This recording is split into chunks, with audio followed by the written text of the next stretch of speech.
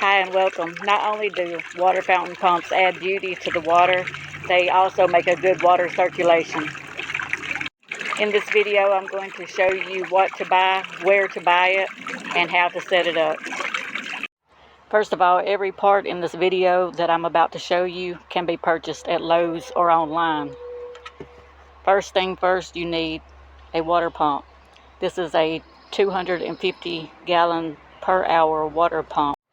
I will show you in a second why this is one of my favorite water pumps. The second thing you will need is a pond water nozzle kit, which comes in 4 different water pattern designs. The one that I will be showing you today, which is on my pond, is the water bell nozzle. This pond nozzle kit also comes with a splitter, which at the end of the video I will show you how you can use that. So all you really have to have are the 2 parts that I just showed you, the water pump and the water nozzle kit. But I highly recommend one of these. If you get a chance to buy one of these, it's a water pump filter box. It takes care of your water pump to keep any debris from clogging up your water pump and making it stop. So yes, I highly recommend one of these. Now when you purchase these filter boxes, they come like this with 2 filters inside. One filter collects the larger debris and this one collects the smaller debris. It also comes with filter balls. Now these filter boxes are around $50, but in a future video, make sure that you hit subscribe and the notification bell because I will be showing you how to make your own and save lots of money. Now, what I like most about this particular pump is it has this threaded end here. Some of the smaller pumps do not have the threaded end, so this one's the quickest, easiest way because all you have to do is take your water nozzle pipe, which comes in the kit, screw it on,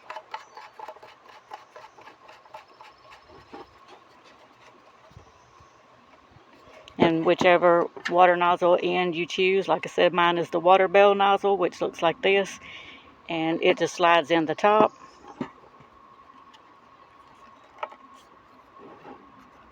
That's all you have to do, and you just put it down in the water, plug it in, and you're in business. You have a water fountain.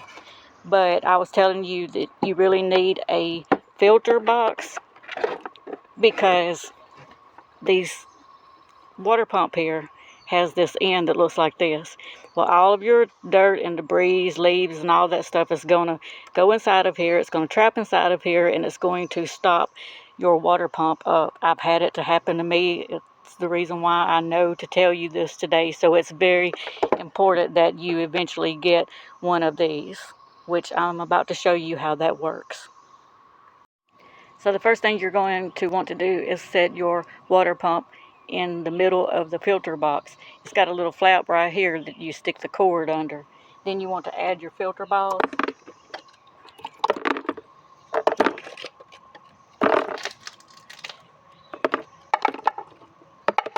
Just kind of spread them around in there.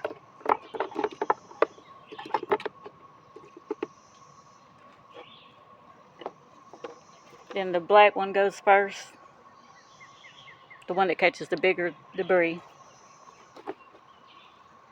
And then the one that catches the smaller debris goes last. Then just snap your top on.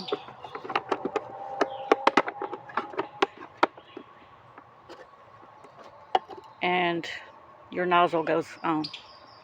It's ready to plug up and it works. So I've got it back in the water. I've got my planter attached to the splitter, and now all I have to do is plug it up.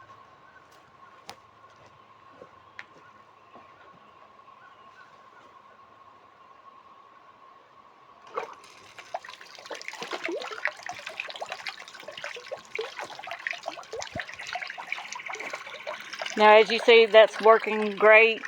All I have to do now is just wait on the water to fill up in the planter, and then it will soon come out of the pipe I have running out of the planter.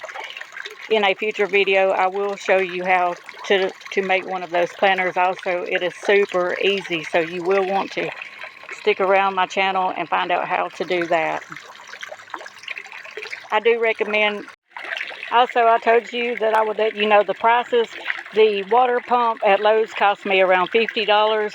The pun nozzle kit cost around $10. And the filter box was around $50. The plants are finally filled, and now the water is coming out of it. Looking really nice. And that's it for today. Hope this helps. Please join me again for future videos. Bye-bye.